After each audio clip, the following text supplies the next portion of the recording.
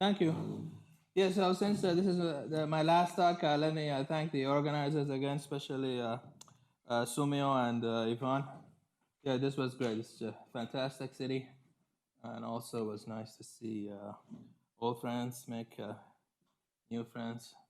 It was great. Okay, so last time I set up the following theorem, and the theorem I'm going to write, and promise to prove it. So let us do that. So here, MNK is going to stand for a Cartan Hadamard manifold with curvature bounded above by a non-positive constant. So actually, the result is going to be more special. For simplicity, during the talks, I talked about cat zero spaces, but actually most results that I talked about in the papers on my website are proved for cat k spaces, where k is a non-positive constant. And then we're going to have a closed hypersurface here.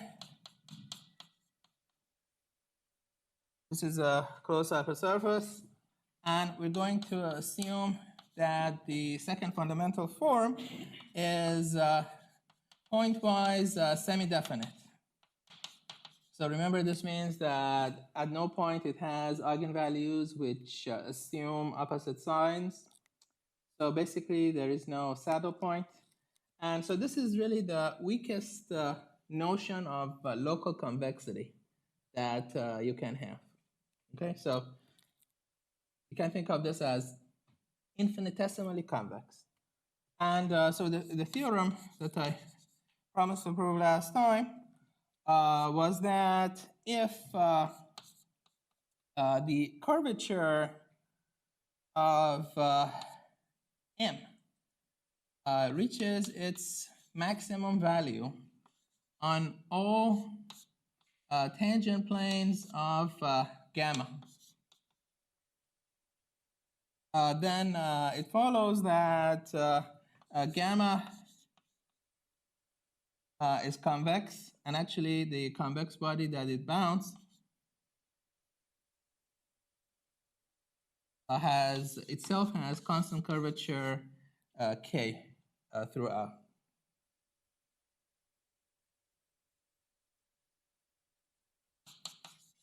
Okay, so this is what we're going to prove, and so this theorem combines both the convexity and rigidity. It's one of these local to global convexity results because you assume only infinitesimally convex, but you ended up getting convex. And also, it gives these rigidity theorems that go back to Green-Wu and Gromov, that if you have a Cartan Hadamard manifold and the curvature, is equal to k outside the compact set, then it's equal to k everywhere. Yes? No, km. The curvature of the ambient space is equal to k on tangent spaces of gamma.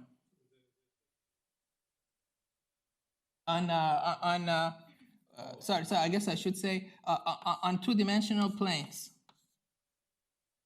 Yes, thank you.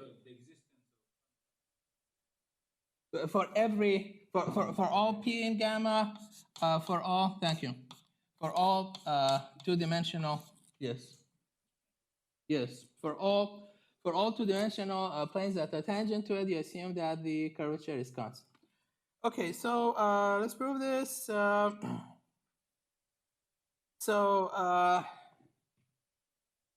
Yes. Okay. So I'm going to go through. Yes. Let me double check. Yes. For all pi or for some pi? No, all. All pi. All pi. Yes. For all points and all pi that are all two-dimensional planes that are.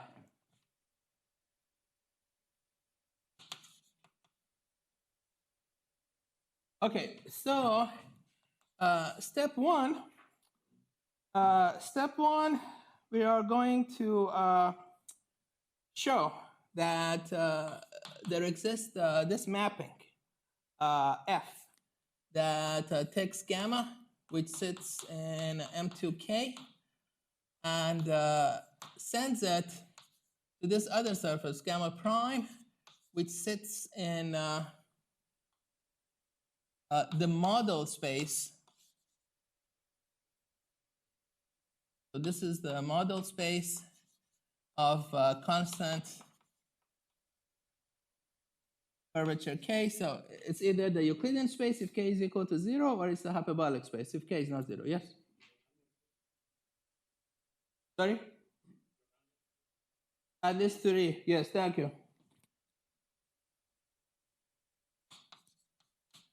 Yes. Okay, so such that F is an isometry. So this is an isometric embedding of the surface, and furthermore, F preserves the second fundamental form. So it preserves both the first fundamental form and the second fundamental form. We claim that this can be done. So the proof uses the gas and the Kodotzi equations. Okay, so how does this go?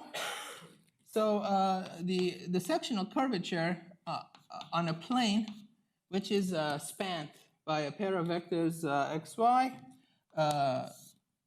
the standard formula is you just look at the Riemann tensor, and if these guys are not orthonormal, we divide by the square of the area of the parallelogram spanned by x and y. So if these are orthonormal, this will be 1. And then remember that we have the shape operator. So n is going to be the normal to gamma. And the second fundamental form is, just to remind you of some basic formulas that I'm going to use. Okay, so now, suppose that x and y are tangent to gamma, then I claim that R xy n is 0. Okay, so the Riemann tensor applied to n will be 0. So of course we know that R xy n is 0, right? Because the Riemann tensor is skew symmetric in the last two variables, right? So just need to check. So just need to show that R xy and z is equal to 0 for z in TP gamma. Okay, so how are we going to do that? This is just a little computation I'll do quickly. Look at R. So first of all, note that by assumption, R xy yx, this is equal to k, assuming x and y are orthonormal. Okay. Then we're going to do this variation. I'm going to replace x by x plus tn.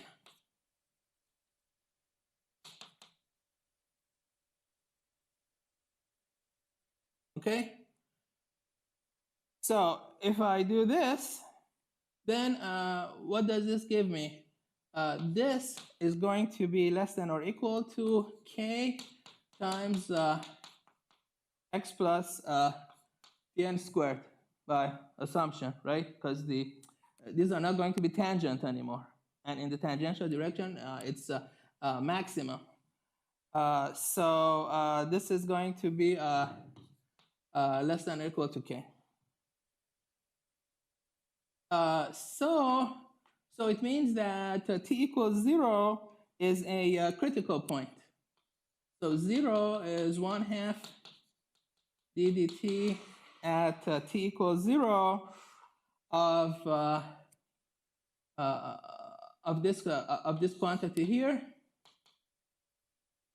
And so when you differentiate it, what do you get? You get r xy y n is equal to 0. Okay. So, yes.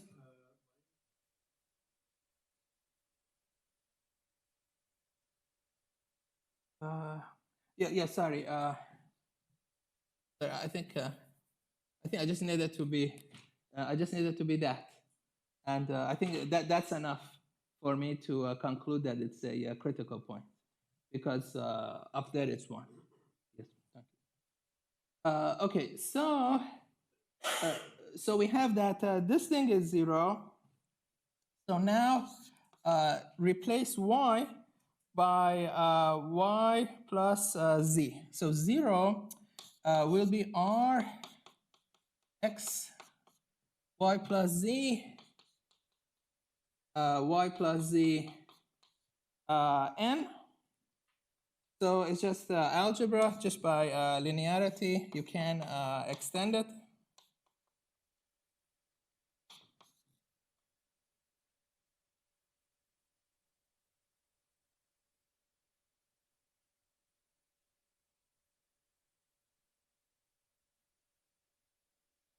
So this is just the linearity of the tensor r x z z n.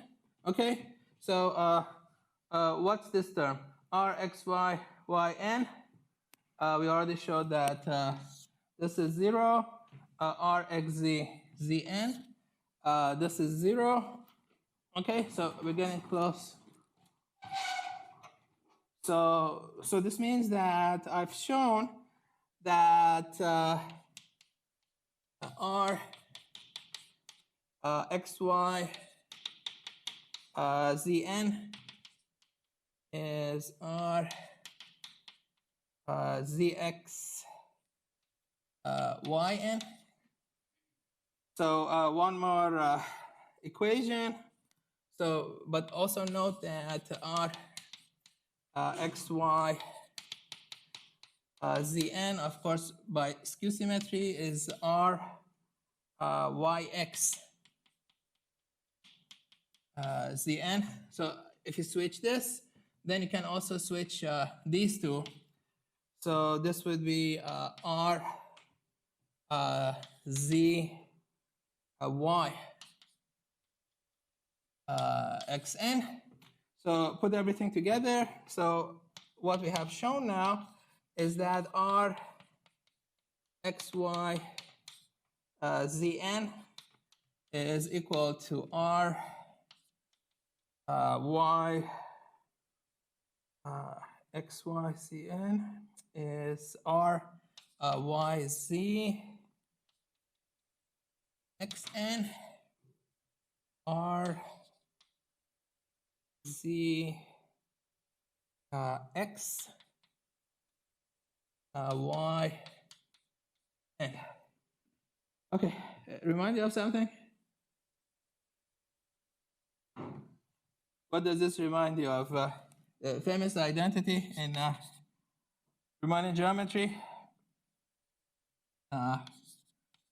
First Bianchi identity, yes? By the first Bianchi identity, the sum of these three things is 0, but they're all the same. So So we're done. So R x, y, Zn is equal to 0. Okay, so we've established this fact. Now I'm going to write the Gauss and Kodotsi equations. So to write the Gauss and Kodotsi equations, first we're going to, this is a standard definition, this operator x wedge y, it's defined as y dot zx minus x dot zy. And with this notation, the Gauss Kodotsi equations are that they induce the Riemann tensor on gamma, the operator acting on z. This is equal to the Riemann tensor in the ambient space, where we take the tangential component. So the tangential component here is with respect to gamma plus, and then we have the shape operator that we wedge apply to z. So this is one of the equations. So one of them is Gauss, the other one is Kodotsi. So I don't remember which one did which. And here we get the covariant derivative of the shape operator minus a applied to delta yx. Okay, so these are the Gauss and Kodotsi equations for hypersurfaces. Actually, there is also a version for when the codimension is bigger than 1, which is more complicated, but we only need them for hypersurfaces.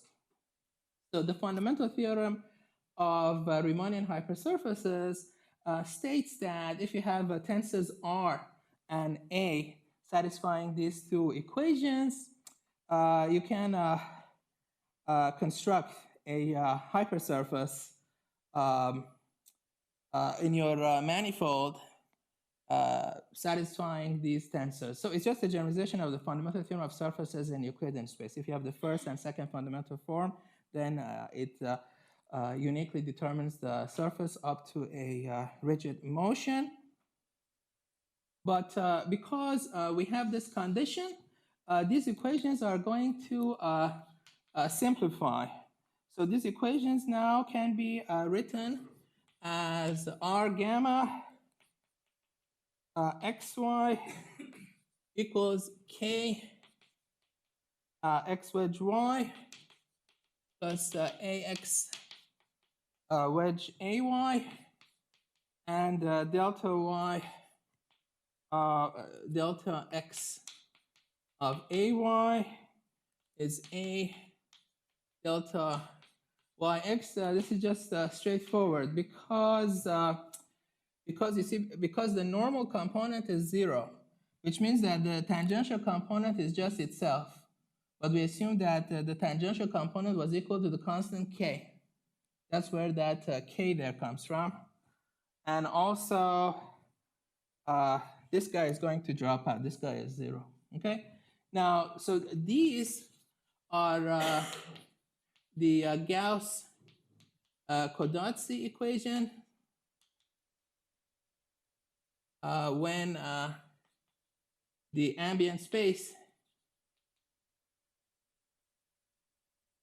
has constant curvature. Okay, so it means that by the fundamental theorem of hypersurfaces, that mapping F that I wanted to construct, that map exists locally, but the surface is simply connected.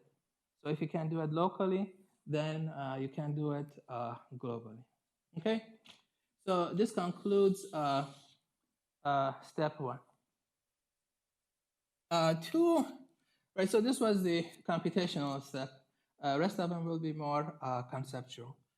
Step 2, gamma and gamma prime are both convex.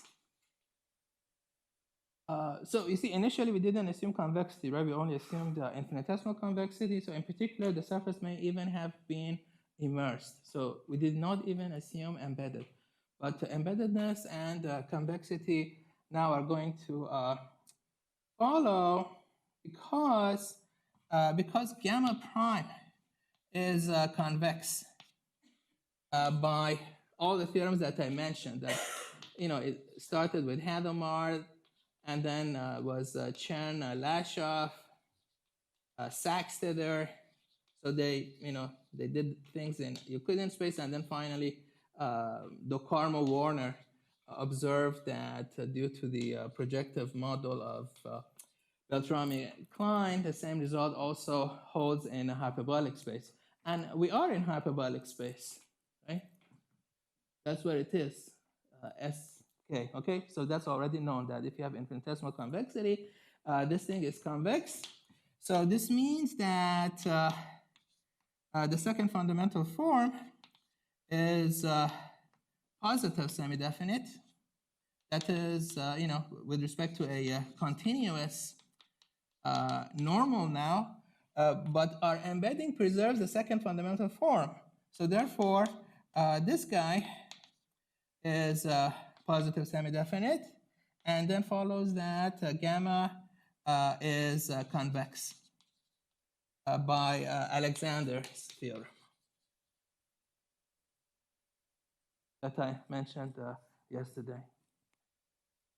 So, so the situation now is nice. We now have what we've done now is that we have now two convex surfaces, gamma in this Cartan-Hadamard space, and then we have this mapping which sends it to another convex surface, gamma prime, in this model space. So as I said, it's either Euclidean space or the hyperbolic space. And F is what? F is an isometry on the boundaries. So let's call these convex bodies C and C prime. The next step is that F may be extended to an isometry from C to C prime, right? So if I do that, then I'm done, right? Because the only thing that remains is to show that this guy has constant curvature K, and this guy has constant curvature K because it already sits in the space of constant curvature, okay? So how are we going to do this? We're going to proceed as follows. So take 2 points here, X, Y, and let these X prime, Y prime, right? So anything with a prime is the image under X. And look at this chord distance. Okay. So whenever we have some submanifold of a really a metric space, whenever we have a subset of a metric space, it inherits two notions of distance from its ambient space. It inherits a notion of a distance coming from lengths of paths in your set, right? But it also inherits a notion of chord distance. So there is this intrinsic metric that it inherits, but there is also this extrinsic metric that it inherits. So I claim that the extrinsic distances are the same. So how are we going to do that? So let pi be a totally geodesic hyperplane in SN K containing containing these 2 points, x prime, y prime. Okay, you just well, there's a whole bunch of them to choose. You have the hyperplanes because this is you have these total geodesic subspaces because this has constant curvature. And okay, and look at this arc. So, and then pick an arc.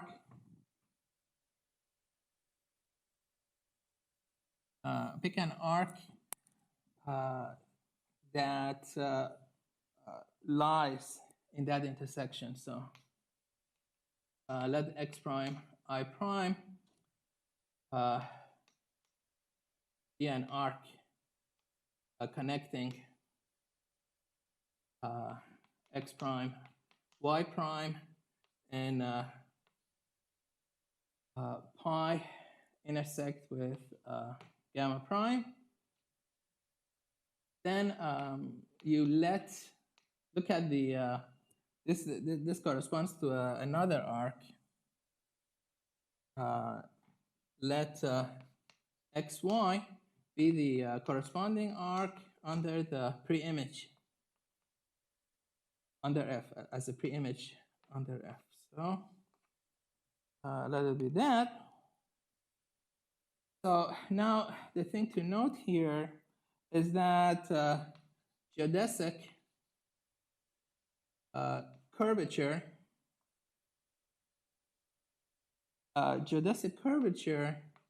of xy is not going to be bigger than the geodesic curvature of x prime, y prime. Okay, well, first of all, these 2 guys are going to have the same length, right? Because this was an isometry. So because they have the same length, I can compare the points with the same arc length. And I claim that the geodesic curvature satisfies this property. So why is that? It follows from 2 things. First, remember that the second fundamental form is preserved. Yes? Secondly, this guy lies in a hyperplane. So it means that its geodesic curvature in the ambient space is the same as its geodesic curvature in that hyperplane. So the geodesic curvature of this guy is just the second fundamental form applied to the speed of this guy. Okay? But how about this one? This one is not a planar curve anymore. So its geodesic curvature will be not bigger than the second fundamental form applied to the speed vector. Okay, so see, we have this basic formula. So K is what? K is the norm of gamma dot. Let's call this gamma, and this gamma prime. So K is this. So this is going to be less by the Cauchy-Schwarz. It's going to be less than.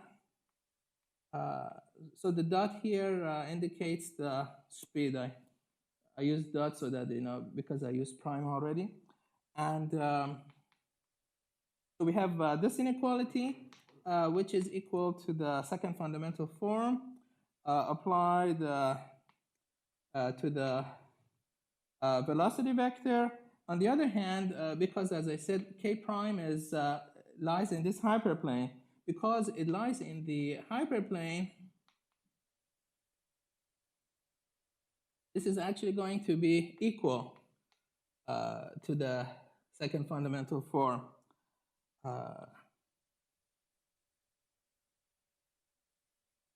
But the second fundamental forms are the same. Okay, so we get the inequality between the curvatures. So K will be less than or equal to K prime. Okay, so now this implies, does anybody here remember Scher's comparison theorem? So it follows by Scher's comparison theorem that, yes? Did I write it backwards? Maybe I wrote it backwards. Yes, actually I wrote it.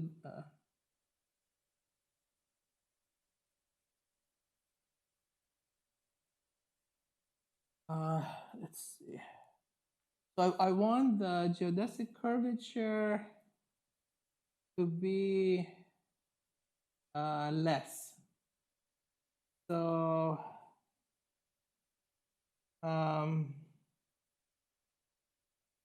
this is the thing I want. Yeah. Yes. Okay, let's see. Did I?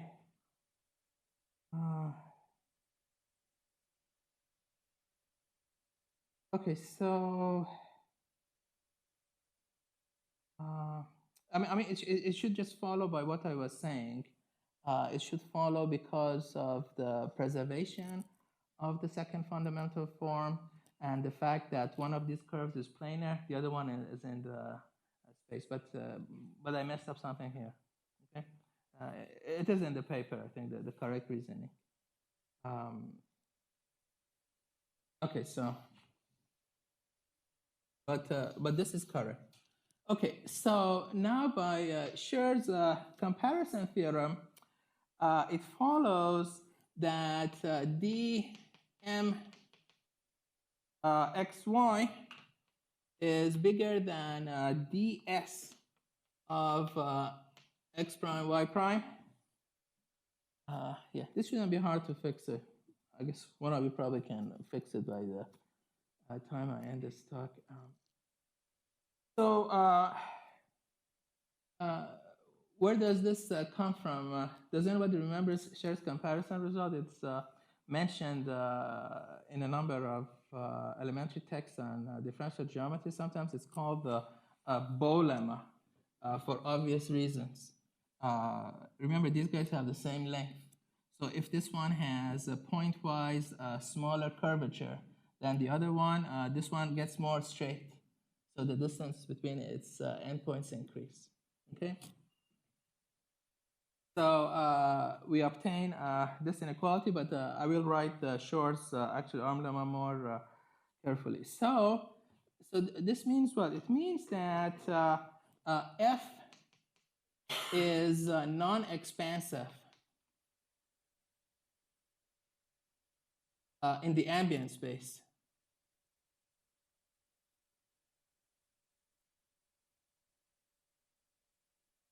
Non-expansive or one Lipschitz. It's one Lipschitz in the ambient space.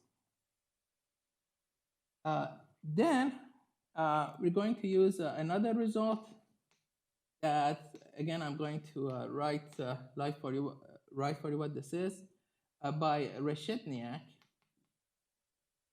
majorization theorem. By Reshetniak majorization theorem, I will tell you what this is.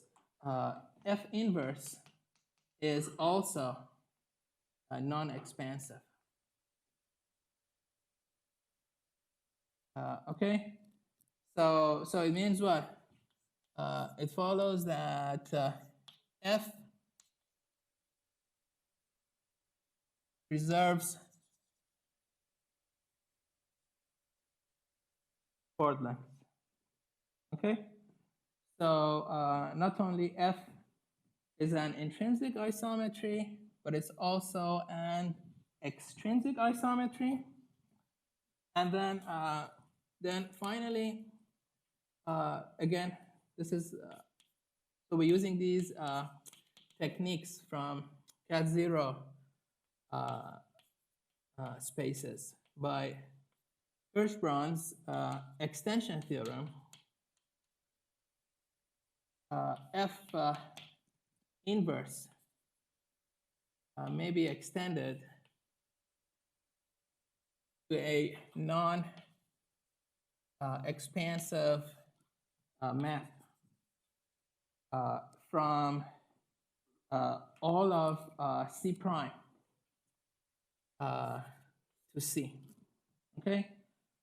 So we're going to obtain a non-expansive map from this convex body to this convex body. And this non-expansive map is actually an isometry on the boundary. Yes?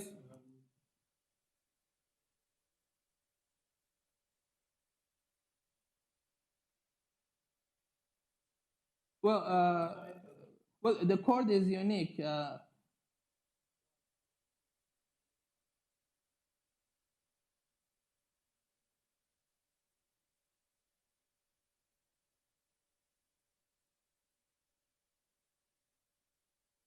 Yeah, but if you take a different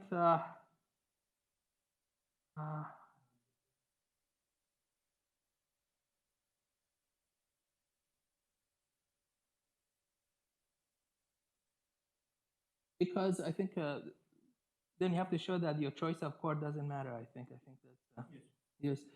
This result is by it's actually a generalization. So Kirsch-Brown showed that actually master's thesis long ago in University of Warsaw or something. He just showed that if you have a one Lipschitz map from a subset of Euclidean space to Euclidean space, then it can be extended to the whole space. And then this generalization is actually more general than I've written it.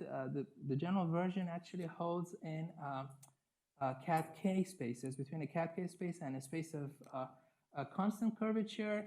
This is by Lang and Schroeder. It's a relatively recent result. Okay, so then finally, just a triangle inequality is going to imply that this mapping is an isometry. Okay. So you have the outline of the proof, and in the time that I have available, I'm going to go through the three basic things that I used. So there is Scher's comparison.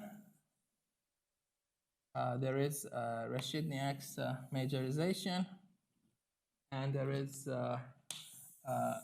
Kirsch-Brown's extension theorem by Lang-Schroeder.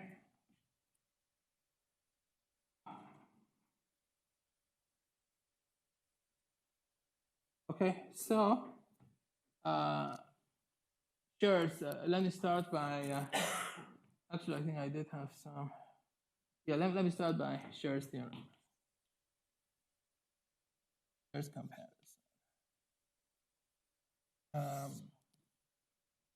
So Scher's comparison states that, actually this is generalized. This is a version actually had to be proved to be used in this paper because previously it had been established only in Euclidean space. So the general version says that if in this Cartan-Hadamard space, we have this curve. Let's call it gamma 2. And then I have in two-dimensional space of constant curvature K, I have a curve of the same length, which is so-called chord convex. So gamma 1. Gamma 1, and then we're assuming that this curve is chord convex, meaning that when I attach its endpoints, then it bounds a convex domain. So the result is that if K2 is less than or equal to K1 pointwise, they have the same length, so as a function of the arc length, then D2 then D2 is bigger than or equal to D1. Okay, this is the Scher's comparison result. And so the way you prove that, so actually prior to this paper, this hadn't even been established in a hyperbolic space. There were some notes by Charles Epstein which hadn't been published, but even those notes did not establish it in a hyperbolic space. I think because Charles Epstein apparently didn't know about Reshidniak's theorem. So I'm going to mention Reshidniak. By Reshidniak that I'm going to mention in a minute, we may assume that gamma 2 is also in S2K. Okay, so you just have to compare two curves, let's say, in the hyperbolic plane, with one bigger curvature than the other. Okay, so now so they're both in S2K, S2K, and this one has pointwise smaller curvature than the other one. So then what you do is that you do some polygonal approximation where these guys have equal length, and then you put a corresponding polygon here again where these guys have equal length. Because the curvature here is smaller than this one, you can show that all these angles are bigger. And then you do an induction on the number of sides. Actually, this is known as Cauchy's arm lemma that Cauchy used to prove the rigidity of convex polyhedra. Now the proof is a little bit more complicated because when we put it in the plane, I'm going to write the Reshidniak's theorem. So when you put it in the plane, we don't know a priori how smooth it is. So this has to be taken with a grain of salt. Some generalized notions of curvature are used in the paper that you're going to see. Okay, so that's Scher's comparison. So now what is Reshidniak? The Reshidniak's majorization theorem, it's really useful. It quickly gives you, for instance, the isoperimetric inequality for disks in cat-K spaces. So this says that if you have a closed curve in a Cartan-Hadamard, and then, so if this is closed, then you can find a convex curve in S2K, convex and of the same length, okay? Convex and of the same length, such that there exists this mapping from gamma prime to gamma. This is called the majorization map. So G preserves arc length. It preserves arc length, and it's non-expansive.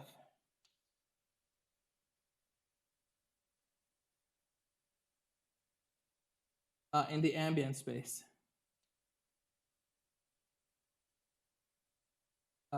So we have this. So we have this curve in M and K gamma, and in the two-dimensional space of constant curvature, you have this other curve gamma prime, and this is an arc length preserving map. So that if you have any pair of points here, x prime, y prime, and then you compare them with the corresponding length here, that length always doesn't increase. Okay, so to prove Scher's comparison using Reshidniak, we take this curve and we apply the majorization to it. So I will majorize this curve by a convex curve in the plane. But you see, this portion is already a straight line. If you have a straight line and you majorize it, it must have a straight line again of the same length. And the rest of it will be a convex chord. And because it's so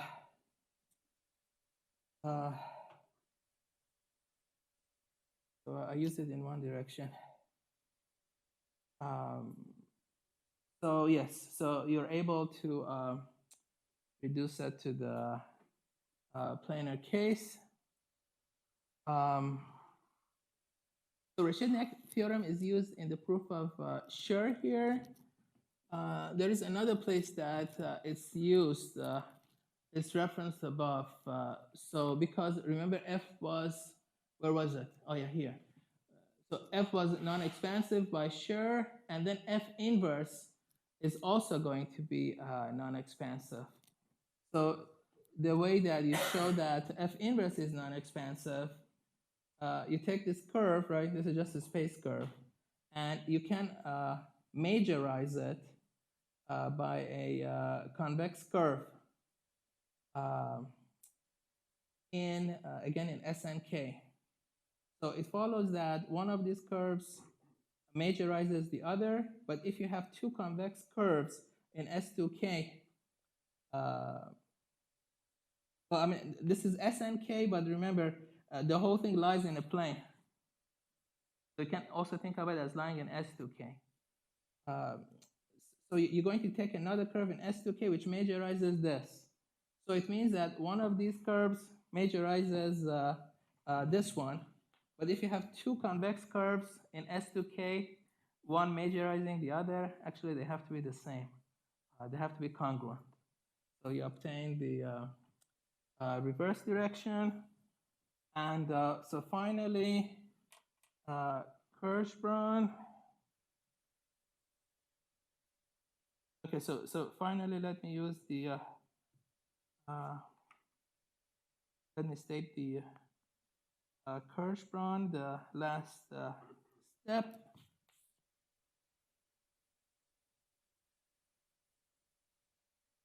So this states that if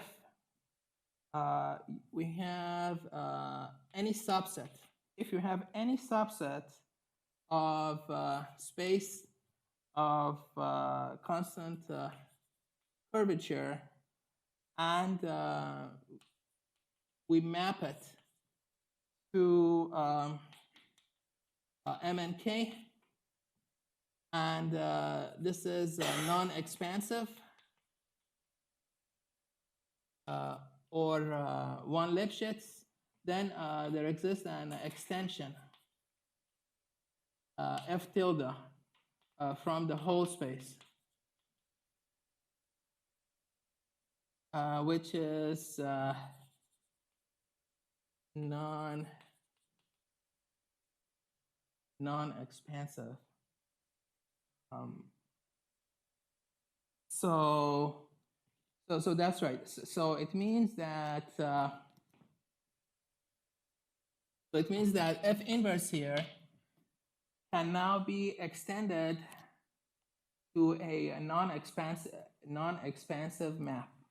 Now it turns out that if you have a non-expansive map from one convex body to another, and that map preserves chord lengths on the boundary, then that map actually must be an isometry. And so the way you do that is actually a simple exercise, just using triangle inequality. So you pick 2 points here, join them by a chord. Then look at the pre-images, and then so this curve is just going to go to some other curve, right? A priori, you don't know it's a geodesic, but